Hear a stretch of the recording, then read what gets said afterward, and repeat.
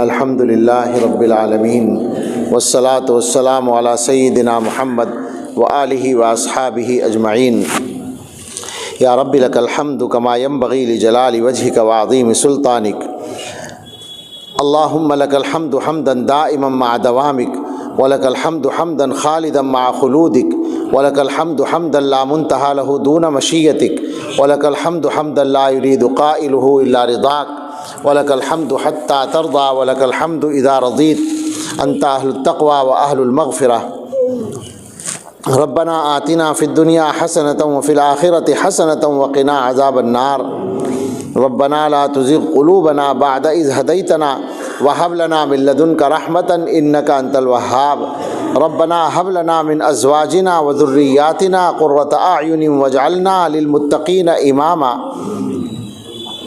اللهم إنك عفو تحب العفو فاعف عنا۔ اللهم إن قلوبنا ونواصينا وجوارحنا بيدك لم تملكنا منها شيئا، فإذا فعلت ذلك بنا فكن أنت ولينا واهدنا إلى سواء السبيل۔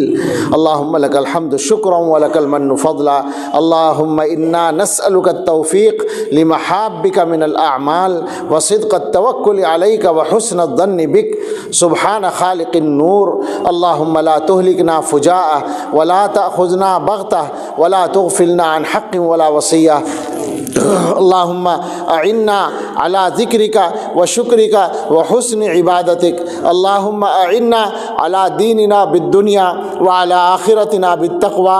اللهم إنا نسألك الفوز في القضاء ونزل الشهداء وعيش السعداء ومرافقة الأنبياء والنصر على الأعداء، إنك سميع الدعاء۔ اللهم إنا نعوذ بك من جهد البلاء ودرك الشقاء وسوء القضاء وشماتة الأعداء۔ اللهم إنا نجعلك في نحورهم ونعوذ بك من شرورهم۔ اے اللہ، ہم آپ کے بندے، گناہ گار بندے، عاجز و مسکین بندے، کمزور بندے، گناہوں سے لت پت بندے آپ کے سامنے بیٹھے ہیں ہاتھ پھیلا کر۔ اے اللہ، ہم نے آپ کے سامنے بھیک مانگنے کے لیے ہاتھ پھیلائے ہیں۔ اے رب کریم، اے رحمان الرحیم، ہماری ضرورتیں یوں تو بہت ساری ہیں، لیکن اے اللہ، ہماری سب سے پہلی اور سب سے بڑی ضرورت یہ ہے کہ اے رب ہمارے گناہ معاف فرما دیجئے۔ اے اللہ، گناہوں کی معافی کے لیے کہنے کا ہمارا منہ تو نہیں بنتا، اس لیے کہ ہم نے بار بار گناہ کر کر کے بہت انبار اکٹھے کر لیے ہیں، اور اے رب ہم نے بار بار توبہ کر کے توبہ کو توڑا ہے، لیکن اے اللہ، آپ نے اور آپ کے حبیب صلی اللہ تعالیٰ علیہ وسلم نے بہت امید ہمیں دلا رکھی ہے۔ اے اللہ، اس کی برکت سے ہم آپ کے سے مانگنے کی ہمت کرتے ہیں۔ اے اللہ، اپنے فضل سے ہمارے گناہ معاف فرما دیجئے۔ اے اللہ سچی توبہ نصیب فرما دیجئے۔ اے اللہ، ہمارے گناہوں سے آپ کا کچھ نہیں بگڑتا، ہمارا نقصان ہوتا ہے۔ اگر آپ معاف نہیں کریں گے، بالکل یہ انصاف کی بات ہوگی، لیکن اے رب کریم، آپ تو اپنے بندوں پہ بہت مہربان ہیں۔ آپ کو پتہ ہے آپ معاف نہیں کریں گے تو بے شک آپ کا کوئی نقصان نہیں ہوگا، لیکن ہمارا بڑا نقصان ہو جائے گا۔ اور اے اللہ، اگر آپ نے معاف کر دیا تو اے اللہ، آپ کا کوئی خرچ نہیں ہوگا اور ہمارا کام بن جائے گا۔ اے اللہ، آپ تو اپنے بندوں پر رحم فرماتے ہیں۔ اے اللہ، اپنے فضل سے اے اللہ معاف فرما دیجئے، ہمارے ساتھ خاص معافی کا معاملہ فرما دیجئے۔ اے اللہ، گناہوں سے ہم نے ابھی توبہ کی ہے، اے اللہ جی چاہتا ہے سچی توبہ مل جائے۔ اے اللہ،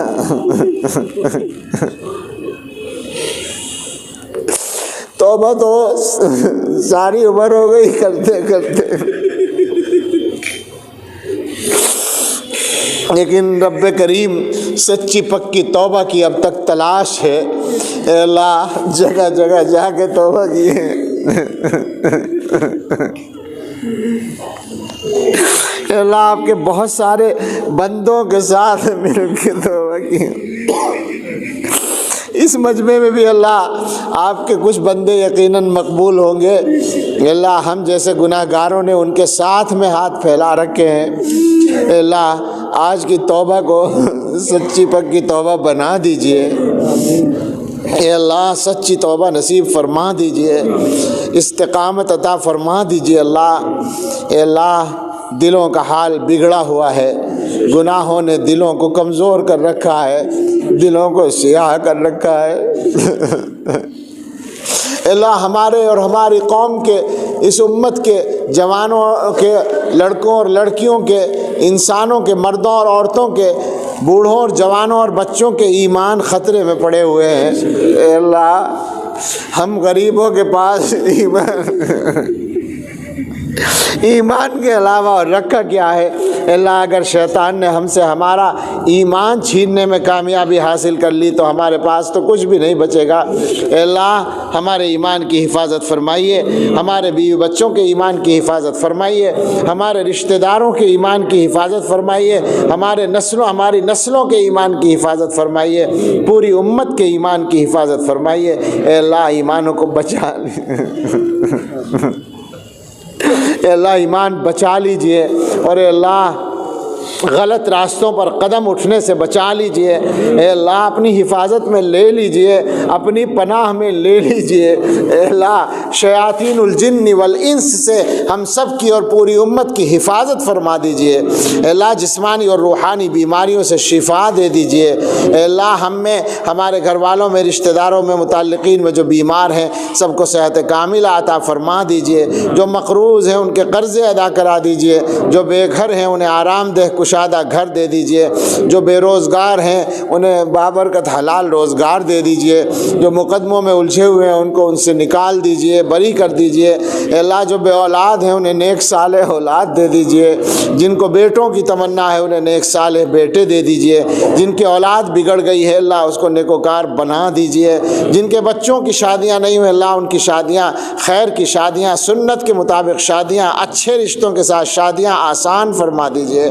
اے اللہ جن لوگوں کو آپ نے اپنے پاس بلا لیا اہل ایمان میں سے اللہ ان سب کی مغفرت فرما دیجئے۔ اے اللہ وہ آپ کے پاس چلے گئے، اب ان کے عمل کا سلسلہ بند ہو گیا، اے اللہ ان پر خاص رحمت فرما دیجئے، اور ہمارے پاس ابھی موقع باقی ہے اے اللہ اس موقع کی قدر کرنے کی توفیق عطا فرما دیجئے۔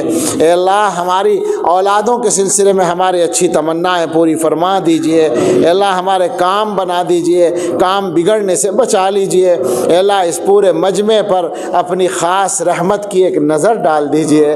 اے اللہ ہمارے دلوں پہ خاص رحمت کی نظر ڈال دیجئے۔ اے اللہ اس پوری امت پر، اے اللہ اس پوری امت پر اپنی خاص رحمت کی نظر ڈال دیجئے۔